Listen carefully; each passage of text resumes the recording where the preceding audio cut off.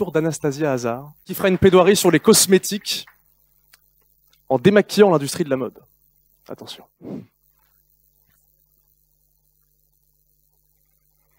C'était le début du printemps. Il était temps de faire une sortie avec mon ami qui me manquait tant. Il s'appelle Ralph, un petit lapin blanc, aux yeux étincelants, qui rêve de changer le monde comme Jeanne d'Arc. On s'est promené dans le parc et on s'est allongé au soleil. On a parlé de son fils Gabriel et on a cueilli des fleurs exceptionnelles, symbole de notre amitié inconditionnelle. On a discuté de la Terre, de la mer, de Jupiter, de la vie de Paris et on a ri. En savourant nos crêpes, je m'arrête pour demander à mon lapin ses rêves. Il me dit, le sourire aux lèvres, « Certes, je ne peux pas conduire une voiture ou réparer des os cassés. Et je sais que tu vas rire. Mais moi, je veux être champion, comme maman et papa. Je veux aider l'homme à accéder à la beauté qu'il recherche tant. Je veux vivre une vie affective, remplie de rire et de joie. » Mesdames, Messieurs, depuis ce jour-là, je n'ai guère entendu sa voix. Et cela n'était pas de son choix. J'ai revu Ralph, 1 an après notre sortie. Il a pris la place de ses parents, comme il en rêvait jadis. Il est maintenant contraint de tester les produits chimiques composant nos produits cosmétiques. C'est un métier qu'il avait accepté avec le sourire, mais dont ses parents sont décédés. Ralph est dans une cage, et la rage n'a jamais été son langage. Il est allongé, infecté et saignant, rêvant cette fois-ci non pas de changer le monde, mais d'une vie sans souffrance, sans douleur. Son exécuteur l'enchaîne, et d'un geste brusque, une aiguille transperce ses muscles. Il crie. On l'entend, mais personne ne le comprend. Il est dans une cage noire, remplie de désespoir, de corps morts et d'acier rouillé. Agoniser pourquoi? Souffrir pour qui? Mon Ralph, ton agonie ne sert qu'à rendre leurs lèvres un peu plus charnues, leur peau un peu plus foncée, leurs cheveux un peu plus brillants. Criant, pleurant et en te sacrifiant, ils ne voient pas tes yeux aveugles infectés, ta peau rouge crue et sans poils, tes jambes cassées et inutiles. Ils sont aveugles et sourds face à ta douleur et ta souffrance, mon ami. Ils ne veulent qu'une chose égoïste, qui n'est que leur beauté futile. Ils ne vous le diront pas, mais le côté secret de l'industrie de la beauté est que derrière les produits cosmétiques, des animaux innocents souffrent et meurent. Des substances qui constituent le fard à paupières et le rouge à lèvres sont testées sur des lapins, des rats, des cochons d'Inde, des chiens et d'autres animaux.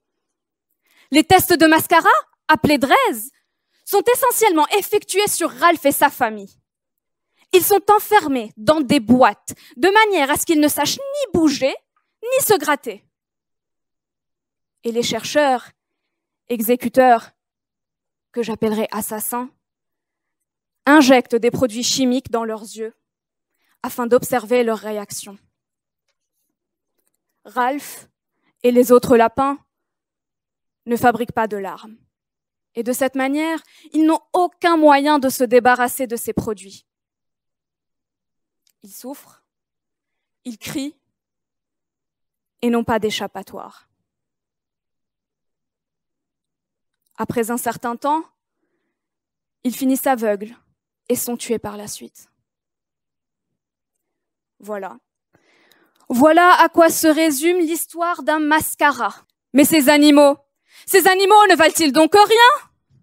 Ils respirent, ils ont un cœur qui bat, ce sont des êtres à part entière. Et il a été démontré par vivisection que les animaux ressentent de l'empathie et de la douleur. Alors ne devrions-nous pas arrêter ces tests? Le consommateur est maître. Il a le pouvoir de changer les choses. Un rejet massif des produits cosmétiques testés sur des êtres innocents, noués de sentiments et d'amour, peut mener à un réel changement. Nous fêtions lundi dernier le 9e anniversaire de l'interdiction des essais et de la vente de produits cosmétiques testés sur les animaux dans l'Union européenne. C'est en 2009 et en 2013 que le droit européen a montré qu'il était non seulement possible techniquement, mais souhaitable moralement que l'industrie du cosmétique soit exemptée d'expériences sur les animaux. Malheureusement, ce règlement ne s'applique qu'aux pays de l'Union européenne. Et les expérimentations animales demeurent en toute pérennité outre-Atlantique et au-delà du Bosphore. Mais le droit des animaux n'a pas de frontières. Un crime commis aux États-Unis, en Chine ou en France reste un crime. La souffrance n'a pas de frontières. Rien qu'en Chine, plus de 300 000 animaux sont utilisés chaque année dans des tests de produits chimiques constituant nos produits cosmétiques. L'Europe serait-elle la seule dotée de bon sens et de sensibilité ? Notre époque nous permet plus que jamais, grâce au progrès scientifique et technologique, d'épargner les animaux d'une immense souffrance, avec des méthodes alternatives, comme le microdosage humain et la technologie in vitro.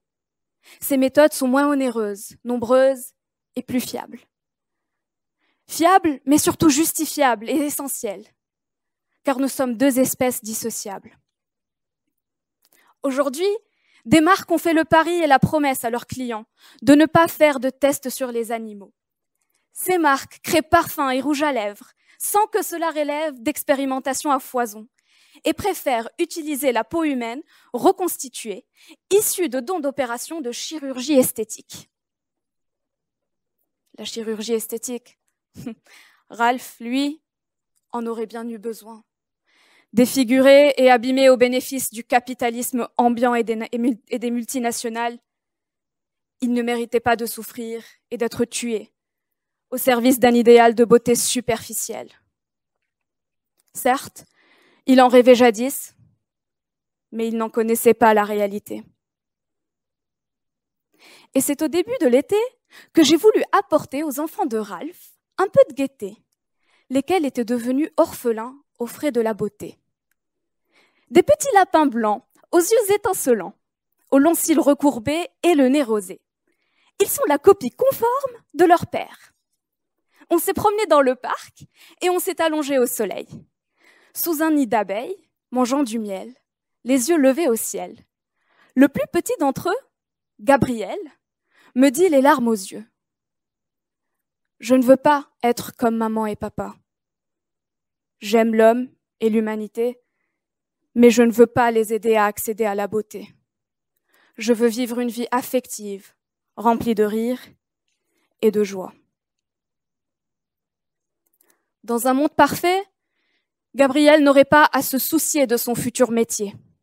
Il vivrait comme un lapin dans le bois, folâtrant sur l'herbe arrosée et parlerait joyeusement de son père. Oui, Ralph. Parlons de Ralph. Racontons son histoire à nos enfants et ne laissons pas son nom tomber dans l'oubli. Faisons face à cette réalité et offrons à ces animaux qui n'ont pas de voix la liberté qu'on leur doit et dont ils rêvent depuis longtemps.